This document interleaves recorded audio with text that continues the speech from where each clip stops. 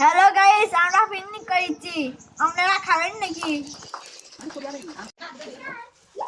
আসসালামু আলাইকুম, কেমন আছেন সবাই? অনেকদিন পর আমার নানু বাসায় গিয়েছিলাম।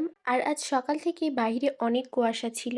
এ কারণে আমরা মামাতো খালাতো ভাই বোনেরা হঠাৎ করে একটি পিকনিকের আয়োজন করে ফেললাম। প্রথমেই আমরা গ্রাম্য স্টাইলে সবার বাসা থেকে একটি করে ডিম, কিছু আলু, একটি করে পেঁয়াজ, মরিচ এবং ছোট এক পট করে চাল নিয়ে এসেছি।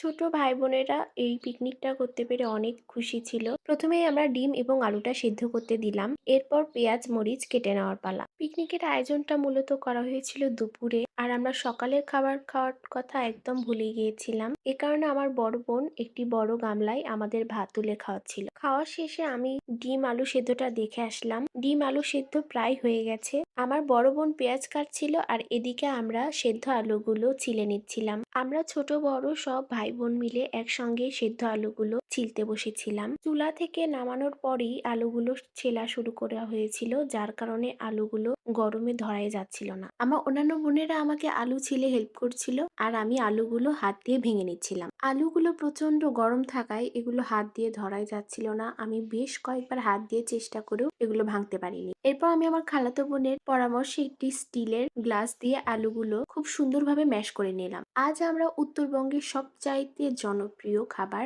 আলু ঘাটি এবং ঝাল পোলাও দিয়ে পিকনিক করছি। হাতে সময় কম এবং হঠাৎ আয়োজন করায় আমরা ডিম দিয়ে আলু ঘাটি করার সিদ্ধান্ত নিয়েছিলাম। আপনারা সবাই কম বেশি উত্তরবঙ্গের এই আলু ঘাটির নাম শুনে থাকবেন। গরু মাংস, মুরগি মাংস, খাসির মাংস, ডিম এবং মাছ দিয়ে আলু ঘাটি করা হয়। যেটা দিয়ে আলু ঘাটি করা হোক না কেন, এর স্বাদ কিন্তু একদম অতুলনীয়। অনেক এলাকাতেই আলু ঘাটির নাম শুনে নাক সিটকায়, কিন্তু আমাদের এই আলু ঘাটি একবার যে খেয়েছে সেই একমাত্র বলতে পারবে এই আলু ঘাটিটি খেতে কত মজার হয়। ছোট বড় মিলে আমরা প্রায় 22 জন মামাতো খালাতো ভাই বোন ছিলাম। এতজনের রান্না আমরা একা করতে পারছিলাম না। এ কারণে আমার মামি আমাদের রান্নাটা করে দিয়েছিল। আলু ঘাটি রান্নার জন্য মামি প্রথমেই ভাজা পেঁয়াজের মধ্যে সব মশলা এবং সেদ্ধ আলু একসঙ্গে কষিয়ে তার মধ্যে একটু পানি দিয়ে ভাজা ডিমগুলো দিয়ে দিয়েছিল। এই আলু ঘাটি খেতে যতটা মজা, রান্না করা ঠিক ততটাই সহজ। দেখতে দেখতে আলু ঘাটি রান্না শেষ হয়ে গেল। এবার আমাদের ঝাল পোলাও রান্না করার পালা। উত্তরবঙ্গের এই খাবারটিও কিন্তু অনেক বেশি জনপ্রিয়। কিছুটা বিরিয়ানি এবং কিছুটা খিচুড়ির মতো করে এই ঝাল পোলাওটি রান্না করা হয়।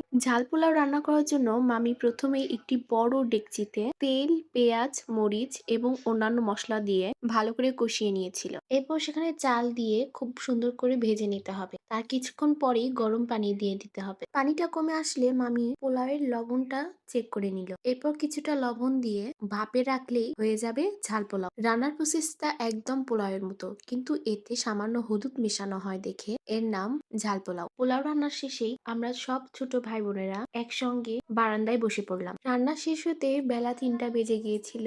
এ কারণে সব ছোট বাচ্চারা একসঙ্গে বসে অনেক হইচই করছিল। সবাই সবার বাসা থেকে একটি করে প্লেট এবং একটি করে বাটি নিয়ে এসেছিল। প্লেটে করে মামি সবার জন্য ঝাল পোলাও এবং বাটিতে ডিম আলু ঘাটি দিয়ে দিচ্ছিল। গ্রামের বাসায় পিকনিকের পর এভাবেই সবার প্লেট এবং বাটিতে সব তরকারি একসঙ্গে দিয়ে দেওয়া হয়। এরই মাধ্যমে আমাদের আজকের পিকনিক শেষ হলো।